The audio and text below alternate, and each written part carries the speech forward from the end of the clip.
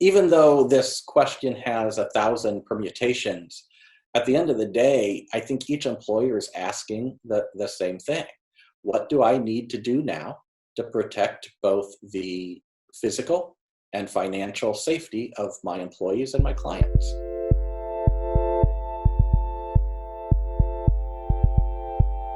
And I'm with Terry Bonnette, attorney with Nemeth Law in Detroit. Where are you now, Terry? I'm in my living room, Bill. Not going to work downtown, huh? Nope, we are not going to work. Well, let me rephrase that. We are not going downtown. We are still working. You're working a lot, I hear. Tell me about that. What's going on with your office right now in your business? Yeah, we solely represent management in labor and employment issues, and it's a very busy time as we try to keep up with some fastly changing laws, both on the state and federal level, and helping our clients with transitioning to remote workplaces, to transitioning to smaller workforces, and helping them figure out, what are the resources available to them to help get through this little rough patch we're going through. What are the things you're helping them with? I think you described some of them, but it's totally different for them and they need an attorney? Well, yes. Like I said, there are some quickly changing laws, both on the federal and state level, that we need to keep up with so that employees and employers are getting those resources that are being made available to them. But I think, even though this question has 1,000 permutations, at the end of the day, I think each employer is asking the same thing.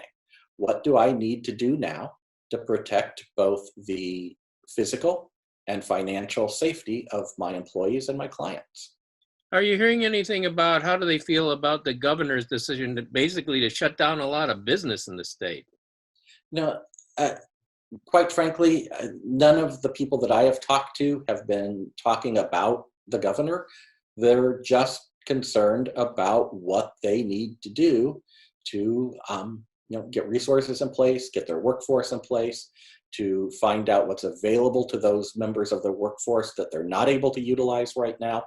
And for those members of their workforce that may be ill or have family obligations that have come up as a result of this crisis, what resources are available to them that the employer can assist with in making sure that we all stay healthy and we're all able to eat. Let's talk a little bit. What's big in the news now, obviously, with the coronavirus is the stimulus and the paid leave. What's going on with that right now? The federal government has made several things available both to employers and to employees with respect to being able to get the time off needed to deal with this crisis. A couple of different things.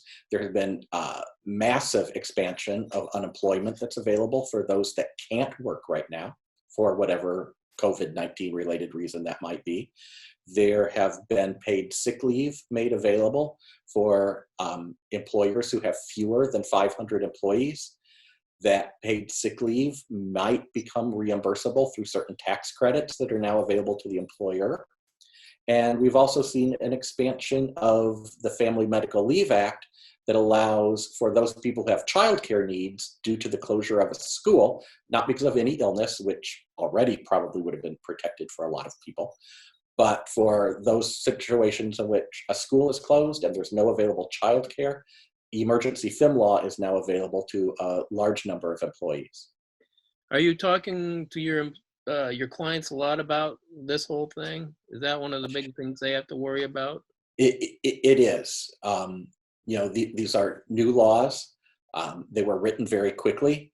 There are a lot of questions about how we get into compliance, and compliance starts April 1st, so we have a very limited amount of time in order to get into compliance. There's a definite sense of urgency to this.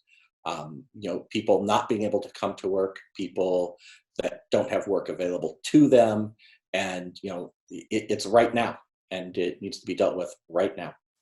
One thing that just came out yesterday, the Attorney General of Michigan is joining a lot of other states in looking at Amazon and Whole Foods and trying to get them to participate in the paid leave situation there. What do you know about that? Right. The new benefits are only going to be available to those people who work for employers that have fewer than 500 employees. So that leaves out a very large number of large employers. So, this is really, well, not a new issue. I think we have been looking at a long time about certain segments of our workforce that do not necessarily have paid leave available to them for sickness, for childcare. Typically, those have been part-time employees. Those have been employees, particularly maybe in independent contractor or the gig economy situations that aren't technically employees and might not be eligible for those benefits. And so, we addressed that problem to a certain extent in Michigan last year, where some employees are now guaranteed up to 40 hours of paid sick leave for certain reasons under Michigan's Paid Sick Leave Act.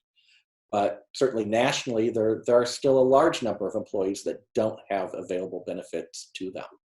Last thing we're looking at, we don't know how long. Do your clients give you an idea how long they can keep going on this? You read a couple of weeks, maybe a month.